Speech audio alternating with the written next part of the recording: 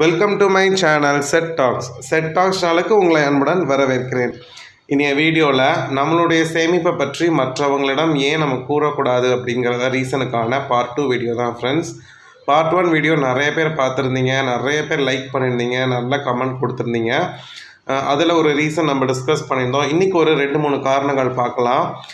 கண்டிப்பாக அது எல்லாரோட லைஃப்லேயும் நடந்திருக்கும். உங்ககிட்ட கொஞ்சம் பணம் வருது, இல்லை நீங்கள் உங்ககிட்ட சேமிப்பு இருக்குன்னு நீங்கள் மற்றவங்ககிட்ட சொன்னீங்க அப்படின்னாலே நான் சொன்ன ஃபஸ்ட்டு விஷயமும் நடந்திருக்கும். இப்போ இந்த வீடியோவில் பார்க்கக்கூடிய விஷயங்களும் நடந்திருக்கும். நம்ம சேமிப்பை பற்றி மற்றவங்கள்ட்ட கூறக்கூடாது அப்படிங்கிறதுக்கான ரீசனுக்கான பார்ட் 2 வீடியோக்குள்ளே இப்போ நம்ம போயிடலாம். நம்ம சேமிப்பு பண்ணுறோம், கஷ்டப்பட்டு வீட்டில் பட்ஜெட் போட்டு அதை பேங்க்கில் மிச்ச அமௌண்ட்டை சேமித்து செலவை சிக்கனமாக பண்ணி கஷ்டப்பட்டு சேர்க்கக்கூடிய சேமிப்பை நீங்கள் மற்றவங்ககிட்ட சொல்லிட்டீங்க அப்படின்னாலே அது ரொம்ப ஆபத்தான விஷயம். முக்கியமாக அது நம்மக்கிட்ட அந்த சேமிப்பு இருக்காது. நீங்கள் ரகசியமாக பண்ணால் தான் இருக்கும். அதுக்கான ரீசன் என்னென்னு பார்த்துட்டு வரோம். ஃபஸ்ட்டு ரீசன் ஆல்ரெடி பார்ட் 1 வீடியோவில் நான் டீட்டெயில் எக்ஸ்பிளைன் பண்ணியிருக்கேன். பார்க்காதவங்க டிஸ்கிரிப்ஷன் பாக்ஸில் வீடியோ லிங்க் தரேன் பாருங்கள். இப்போ 2-3-4 காரணங்களை பார்க்கலாம். பார்ட் 2 வீடியோவில் உங்கள்கிட்ட பணம் இருக்குது அப்படின்னு மற்றவங்களுக்கு தெரிஞ்சிருச்சுன்னு வச்சுக்கோங்களேன். ஒன்று என்ன செய்வாங்கன்னா, அவங்க தேவைக்காக கடன் கேட்பாங்க அப்படிங்கிற மாதிரி ஃபஸ்ட் பார்ட்டில் நம்ம பார்த்துருந்தோம். இப்போ வேறு யாராவது உங்கள் ஃப்ரெண்ட்ஸுக்கு பணம் தேவைப்பட்டுருக்கோம். அவங்க உங்கள் ஃப்ரெண்டுக்கிட்ட கேட்பாங்க, பணம் இருந்தால் கொடு அப்படின்னு சொல்லி. ஒன்று அவங்க என்ன பண்ணியிருக்கணும், அவங்ககிட்ட இருந்தால் இருக்குன்னு சொல்லணும், இல்லைனா இல்லைன்னு சொல்லணும். ஆனால் என்ன தெரியுமா பண்ணுவாங்க, நீங்கள் அவங்க சேமிப்பை பற்றி இந்த ஃப்ரெண்டுக்கிட்ட சொல்லியிருப்பீங்க. அவள் என்ன பண்ணுவான், என்கிட்ட பணம் இல்லை ஆனால் அவர்கிட்ட பணம் இருக்குது அப்படின்னு சொல்லி நம்மக்கிட்ட நேராக கொண்டாந்து நம்ம ஃப்ரெண்டுக்கு ஒரு அவசர உதவியாக, நீ உங்ககிட்ட தான் பணம் இருக்கேன் என்கிட்ட சொன்னில்ல, உதவி பண்ணு, கொடுத்து உதவி பண்ணுன்னு நைஸாக நேக்காக என்ன பண்ணிடுவாங்க, நம்மளை மாட்டிவிட்டு அவங்க எஸ்கேப் ஆயிடுவாங்க.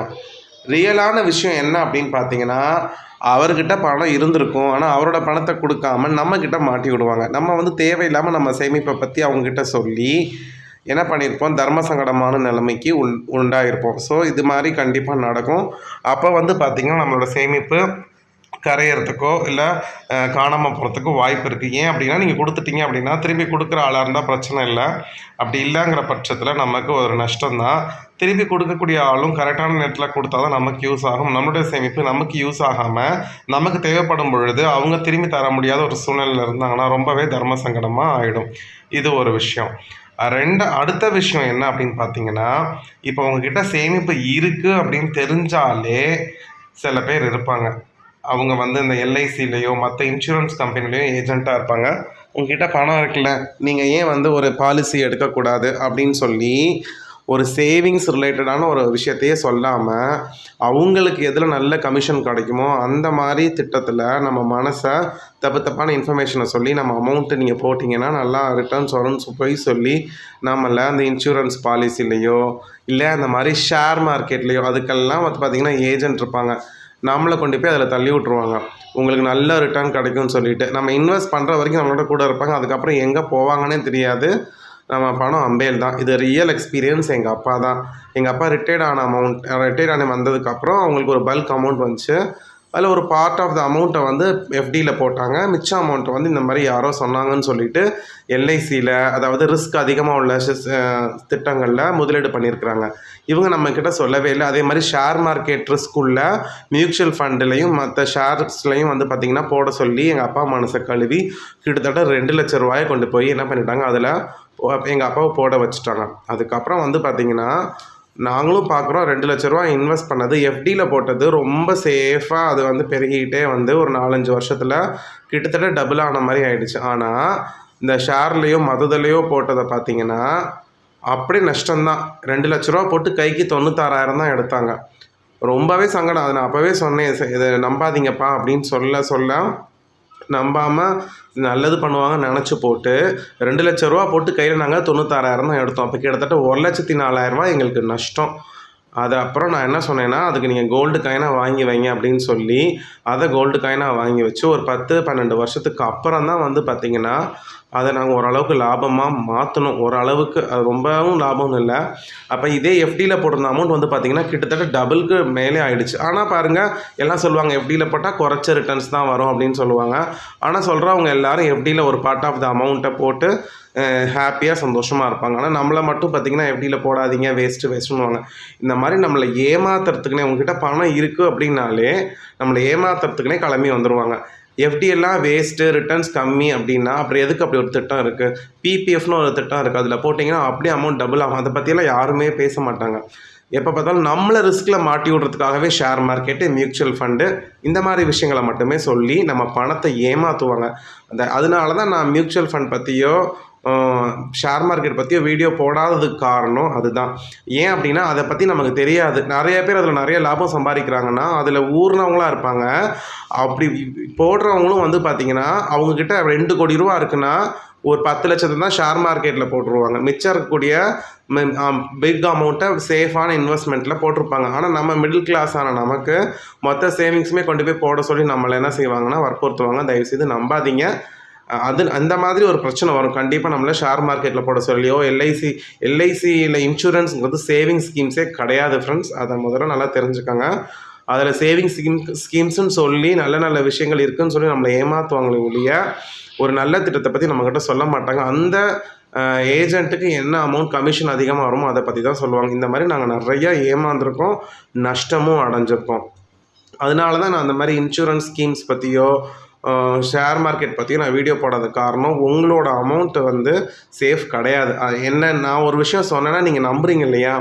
ஒரு ஹோப்பில் தானே என்னோடய வீடியோஸ் பார்க்குறீங்க. அதனால் நான் எஃப்டி தான் போடுவேன். ரிட்டர்ன்ஸ் கம்மியாக இருந்தாலும் பரவாயில்ல, எஃப்டி ஆர்டி தான்.